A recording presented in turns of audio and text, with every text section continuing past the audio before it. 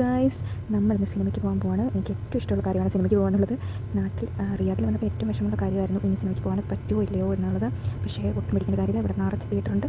Cinema പ്രേമികൾക്ക് കാണാം, കുഴപ്പമൊന്നുമില്ല. അപ്പോൾ ലോക്ക് ഇറങ്ങിയിട്ടുണ്ട്, അത് കാണാൻ വേണ്ടിയാണ് ഞങ്ങൾ ഈ പോയിക്കൊണ്ടിരിക്കുന്നത്.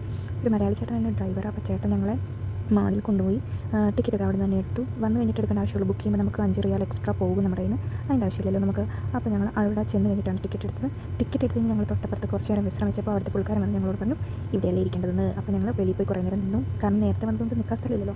അങ്ങനെ ഞങ്ങൾ കുറേ ഫോട്ടോസൊക്കെ എടുത്ത് കഴിഞ്ഞപ്പം സമയമായി. അങ്ങനെ ഞങ്ങൾ തിയേറ്ററിനകത്തേക്ക് കയറി.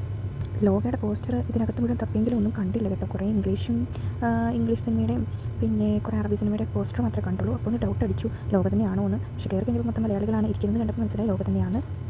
ഈ പെപ്സി ഞാൻ തിയേറ്ററിനകത്തുനിന്ന് വാങ്ങിച്ചതാണ്. ഇതിന് 18 റിയാലായി. സ്മോളാണ് ഇതിൻ്റെ സൈസ്. പക്ഷേ ഇത് ഒരാൾ മൊത്തം കുടിച്ച് തീർക്കത്തില്ല. അപ്പം 2 സ്ട്രോ വാങ്ങിക്കുകയാണെങ്കിൽ 2 പേർക്ക് കുടിച്ച് തീർക്കാം. പിന്നെ ഞാനൊരു കിക്കാറ്റും കൂടെ വാങ്ങി. അങ്ങനെ ടോട്ടൽ 26 റിയാൽ. അപ്പോൾ ഞങ്ങൾ സിനിമയൊക്കെ കഴിഞ്ഞ് പുറത്തിറങ്ങാൻ വേണ്ടി ഇങ്ങനെ വെയിറ്റ് ചെയ്തിരിക്കുമായിരുന്നു. പക്ഷേ സിനിമ തീർന്ന ഉടനെ ഇറങ്ങി പോകല്ലോ കേട്ടോ. ലാസ്റ്റ് പേരെഴുതി കാണിക്കുന്നത് കഴിഞ്ഞ് പിന്നെയും കുറേ സീനുകളൊക്കെ ഉണ്ട്. എന്തായാലും എന്തോ ഭാഗ്യത്തിന് അവിടെ കുറേ നേരം ചുമ്മാ ഇരുന്നുണ്ട്, ആ സീൻ കാണാൻ പറ്റി. പക്ഷേ അതിന് മുന്നേ കുറച്ച് പേർക്ക് ഇറങ്ങിപ്പോയായിരുന്നു കേട്ടോ. പിന്നെ ഞങ്ങൾ വെളിയിൽ വന്നപ്പോഴത്തേനും ഞങ്ങളുടെ ഡ്രൈവർ ചേട്ടൻ വന്നു.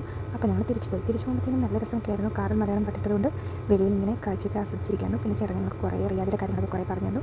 അപ്പോൾ നമുക്ക് മറ്റൊരു വീഡിയോയിൽ കാണാം. ബൈ.